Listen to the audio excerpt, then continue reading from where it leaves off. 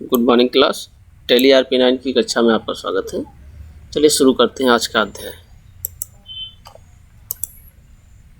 कल कुछ ट्रांजैक्शन बताए गए थे जो आप लोग को एंट्री करना था। आइए उनकी एंट्री करते हैं। इसमें पहला ट्रांजैक्शन हमारा है आरके से माल खरीदा। आरके से माल खरीदा। जैसा कि पिछले कुछ ट्रांजेक्शनों आप लोग सीखे हुए हैं कि जब भी कोई ट्रांजेक्शन माल खरीदा, माल बेचा हो, उसके साथ किसी व्यक्ति, संस्था, फर्म आदि का नाम सम्मिलित हो, यानी कि वहाँ से हमने माल खरीदा या बेचा, तो वो एंट्री अगर वहाँ पे नगद जुड़ा हुआ यानी कैश से लेन देन हुआ तो कैश की जाती, नहीं तो वो एंट्री उधार मानी जाती। यानी अगर यहाँ पे ये लिखा होता कि आरके से नगद माल खरीदा तो ये कैश माना जाता। क्योंकि यहाँ पे नगद शब्द नहीं है, आरके से माल खरीदा जाता है, यहाँ पे ये एंट्री उधार मानी जाएगी। आरके से माल खरीदा जा रहा है लेकिन उधार खरीदा जा रहा है। अब आते हैं प्रभावित होने वाले दो खाते कौन से हैं। यहाँ पर प्रभावित होने वाले खाते हम चेक करेंगे। अब परचेज कर रहे हैं लेकिन हम उधार कर रहे हैं। आरके से माल खरीदें, परचेज करें, तो यहाँ पे एक तो हम परचेज अकाउंट हमारा प्रभावित होगा और दूसरा आरके से माल परचेज करें इसलिए आरके का अकाउंट प्रभावित होगा। प्रभावित होने वाले खाते हो जाएंगे हमारे परचेज अकाउंट और आरके अकाउंट। अब ये देखना कि ये दो अकाउंट किन अकाउंट के अंतर्गत आते हैं, यानी किस अकाउंट का हम रूल लगाएंगे जिसके द्वारा इनकी हम एंट्री करेंगे। परचेज अकाउंट, चूँकि परचेज कर रहे हैं तो हम पे कर रहे हैं, पे हमारा जो है नॉमिनल अकाउंट में आता है, तो परचेज अकाउंट हमारा नॉमिनल हो जाएगा। और रियल आरके अकाउंट हमारा व्यक्ति का नाम है, व्यक्ति का नाम पर्सनल अकाउंट होता है, इसलिए आरके अकाउंट हमारा पर्सनल अकाउंट हो जाएगा। तो प्रभावित होने वाला खाता हो जाएगा नॉमिनल अकाउंट और पर्सनल अकाउंट। अब यहाँ पर इनका नियम लगाते हैं। नॉमिनल अकाउंट का नियम, व्यय और हानि को डेबिट करना है तथा आय वाला आपको क्रेडिट करना, और पर्सनल अकाउंट पाने वाले को डेबिट करना तथा देने वाले को क्रेडिट करना है। अब परचेज कर रहे हैं, चूँकि हम परचेज व्यय होता है तो व्यय हमारा डेबिट हो जाएगा, तो परचेज अकाउंट हमारा डेबिट हो जाएगा। और आरके से माल खरीद रहे हैं, यानी कि माल खरीद रहे हैं तो आरके हमारा देने वाला हुआ और देने वाले को हम क्रेडिट करेंगे। पर्सनल अकाउंट के नियमानुसार देने वाले को क्रेडिट करना है तो आरके अकाउंट हमारा क्रेडिट हो जाएगा। तो इसकी एंट्री हम करेंगे personal account debit to RK account. ये हमारी एंट्री हो गई। अब आते हैं दूसरे ट्रांजैक्शन पे। दूसरा ट्रांजैक्शन था हमारा आरके को चेक द्वारा भुगतान किया। अब यहाँ पर जो माल हम परचेज किए थे उसका पेमेंट हम रिटर्न कर रहे हैं आरके को, तो आरके को चेक द्वारा भुगतान किया। अब यहाँ देखते हैं प्रभावित होने वाले दो खाते कौन से हैं। सबसे पहले हमें किसी भी ट्रांजेक्शन करने से पहले, एंट्री करने से पहले ये देखना है कि उसके जो दो खाते प्रभावित होंगे वो कौन से हैं। आरके को हम चेक द्वारा भुगतान कर रहे हैं तो एक तो हमारा आरके का अकाउंट प्रभावित होगा, दूसरा चेक द्वारा भुगतान कर रहे हैं इसलिए हमारा बैंक अकाउंट प्रभावित होगा। तो प्रभावित होने वाले खाते हो जाएंगे हमारे बैंक अकाउंट और आरके का अकाउंट। अब हमें ये देखना है कि ये जो दो अकाउंट प्रभावित हुए हैं ये किन अकाउंट के अंतर्गत आते हैं। बैंक अकाउंट, जैसा कि पहले आप लोग को बताया गया था पिछले ट्रांजेक्शन में, बैंक अकाउंट है किसी व्यक्ति का नाम, संस्था का नाम, ये पर्सनल अकाउंट में आते हैं, तो ये अकाउंट हमारा हो जाएगा पर्सनल अकाउंट। और आरके भी एक व्यक्ति का नाम है तो ये भी हमारा पर्सनल अकाउंट होगा। तो ये दोनों अकाउंट हमारे हो जाएंगे पर्सनल अकाउंट।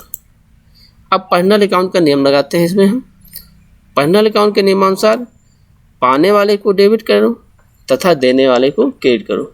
अब यहाँ पर हमें देखना है कि कौन सा व्यक्ति पा रहा है और कौन सा व्यक्ति दे रहा है। अब यहाँ पर आरके को चेक द्वारा भुगतान किया, हम आरके को चेक द्वारा भुगतान कर रहे हैं। तो जब चेक द्वारा भुगतान करें तो आरके चेक पा रहा है तो पाने वाला व्यक्ति यहाँ पे हो जाएगा आरके और देने वाला व्यक्ति हो जाएगा बैंक। तो पर्सनल अकाउंट के नियमानुसार पाने वाले को हमें डेबिट करना है, यानी आरके अकाउंट पा रहा है तो आरके हो जाएगा डेबिट और देने वाले को क्रेडिट, तो बैंक अकाउंट हो जाएगा क्रेडिट। तो इसकी एंट्री करेंगे हम RK account debit to bank account. अब अगला ट्रांजेक्शन हमारा है कमीशन दिया। यहाँ देखना हमें पिछले ट्रांजेक्शन की तरह कि दो प्रभावित होने वाले खाते कौन से हैं। चूँकि कमीशन दे रहे हैं हम तो यहाँ हमारा एक कमीशन अकाउंट प्रभावित होगा, और कैश दे रहे हैं इसलिए यहाँ पर कैश अकाउंट प्रभावित। तो प्रभावित होने खाते हो जाएंगे कमीशन अकाउंट और कैश अकाउंट। अब ये देखना है कि ये दो अकाउंट किन अकाउंट के अंतर्गत आते हैं। तो कमीशन हमने दिया है ठीक है। तो कमीशन जब दिया है तो हमें जो है पे किया हमने, हानि हुई है। क्योंकि कमीशन अगर हम पाते तो हमारे यहाँ लाभ होता। तो यहाँ पर लाभ हानि जो होता है नॉमिनल अकाउंट में आता है, तो यहाँ पे कमीशन अकाउंट नॉमिनल अकाउंट में आएगा और कैश संपत्ति है इसलिए रियल अकाउंट हो जाएगा। अब इनके नियमानुसार इनकी एंट्री करनी है, व्यय और हानि को डेबिट तथा आय व लाभ को क्रेडिट।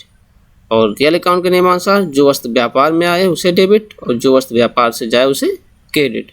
क्योंकि कमीशन हम दे रहे हैं तो हम पे कर रहे हैं, तो पे डेबिट अकाउंट होता है, तो कमीशन अकाउंट डेबिट हो जाएगा।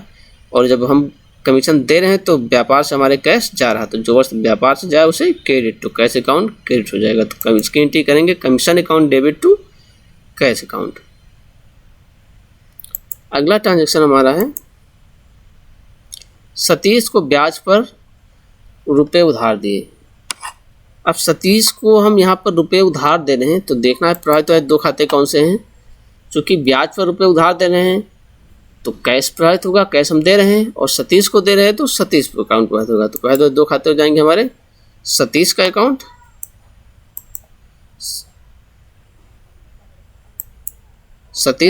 और कैश अकाउंट। अब ये देखना है कि ये 2 अकाउंट किन अकाउंट के अंतर्गत आते हैं। सतीश हमारा नाम है, पर्सनल अकाउंट, और कैश हमारा रियल अकाउंट। अब इनके नियमानुसार इनकी एंट्री करनी है। तो पर्सनल अकाउंट का नियम है पाने वाले को डेबिट तथा देने वाले को क्रेडिट करो। रियल अकाउंट का नियम है जो वस्तु व्यापार में आए उसे डेबिट और जो वस्तु व्यापार से जाए उसे क्रेडिट। सतीश को ब्याज पर रुपए उधार दे रहे हैं, जब रुपए दे रहे हैं तो सतीश हो गया पाने वाला, तो पाने वाले को डेबिट कर रहे हैं तो सतीश का अकाउंट हो जाएगा डेबिट। और जो वस्तु रियल अकाउंट के नियमानुसार जो आए उसे डेबिट और व्यापार में से जो जाए उसे क्रेडिट। चूँकि कैश व्यापार से जा रहा है तो ये क्रेडिट हो जाएगा। तो इसकी एंट्री करेंगे Satish account debit to cash account. ये इसकी एंट्री हो गई। अब हमारा अगला ट्रांजैक्शन है सतीश से ब्याज का चेक प्राप्त हुआ। सतीश को जो रुपए हम दिए थे उससे उसका जो ब्याज है वो चेक प्राप्त हुआ। अब यहाँ पर हमें देखना है कि यहाँ पे जो 2 अकाउंट है वो प्रभावित होने वाले अकाउंट कौन से हैं। क्योंकि ब्याज का चेक प्राप्त हो रहा है इसलिए हमारा एक इंटरेस्ट का अकाउंट प्रभावित होगा, और चेक प्राप्त हो रहा है तो बैंक का अकाउंट प्रभावित होगा। तो प्रभावित वाले 2 खाते हमारे हो जाएंगे बैंक अकाउंट और इंटरेस्ट अकाउंट।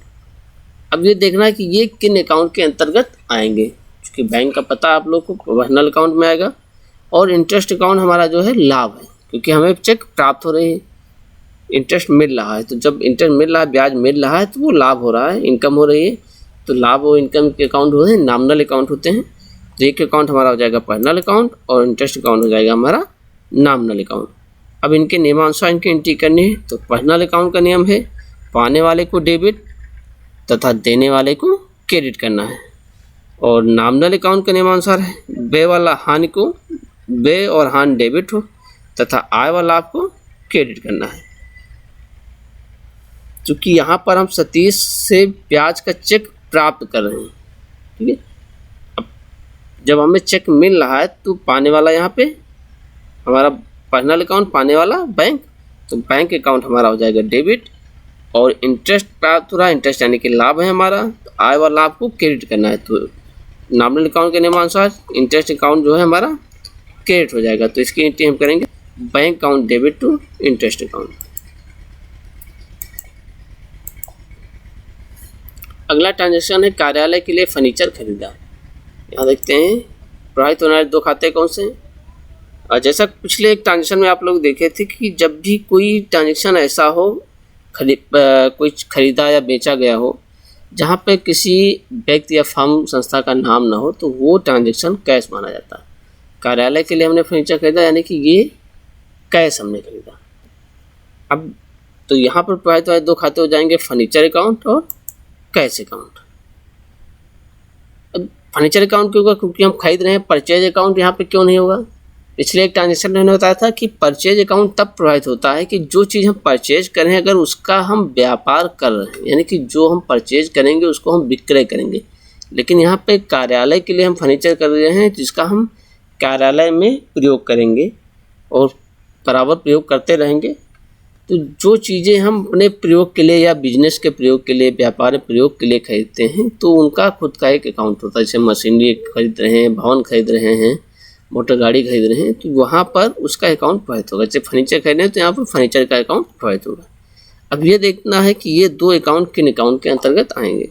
क्योंकि फर्नीचर हमारी संपत्ति है और कैश भी हमारी संपत्ति है, तो संपत्ति अकाउंट जो होते हैं रियल अकाउंट में आते हैं, तो प्रभावित हमारे दोनों खाते हो जाएंगे हमारे रियल अकाउंट। अब रियल अकाउंट के नियमानुसार इनकी एंट्री करनी है, तो जो वस्तु व्यापार में आए उसे डेबिट करना है और जो वस्तु व्यापार से जाए उसे क्रेडिट करना है। क्योंकि फर्नीचर हमारे व्यापार में आ रहा है इसलिए फर्नीचर अकाउंट हमारा डेबिट होगा, और कैश व्यापार से जा रहा है इसलिए कैश अकाउंट क्रेडिट होगा। तो इसकी एंट्री होगी furniture account debit to cash account. अगला ट्रांजेक्शन हमारा है, विकास को नगद वेतन दिया। यहाँ पर देखना है प्रभावित वाले दो खाते कौन से हैं। विकास को नगद वेतन दे रहे हैं, तो एक तो हम वेतन दे रहे हैं, सैलरी अकाउंट प्रभावित हो रहा है, और नगद दे रहे हैं तो कैश अकाउंट प्रभावित हो रहा है। तो प्रभावित वाले खाते हो जाएंगे हमारा सैलरी अकाउंट और कैश अकाउंट। अब ये देखना है कि ये अकाउंट किस अकाउंट के अंतर्गत आएंगे। चूँकि सैलरी हम दे रहे हैं यानी कि व्यय कर रहे हैं, और व्यय जो होते हैं नॉमिनल अकाउंट होते हैं, कैश हमारी संपत्ति है, रियल अकाउंट है। तो प्रभावित वाले खाते हो जाएंगे हमारे नॉमिनल अकाउंट और रियल अकाउंट। अब इनके नियमानुसार इनकी एंट्री करनी है। नॉमिनल अकाउंट व्यय व हानि को डेबिट करना है तथा आय व लाभ को क्रेडिट करना है। तो और रियल अकाउंट के नियमानुसार जो वस्तु व्यापार में आए उसे डेबिट करना है और जो वस्तु व्यापार से जाए उसे क्रेडिट करना है। तो चूँकि सैलरी हम दे रहे हैं तो हमारा व्यय हो रहा है, तो सैलरी अकाउंट हमारा हो जाएगा डेबिट, और कैश हमारा व्यापार से जा रहा है इसलिए कैश अकाउंट हो जाएगा क्रेडिट। तो इसकी एंट्री होगी salary account debit to cash account. आज के लिए इतना ही, धन्यवाद।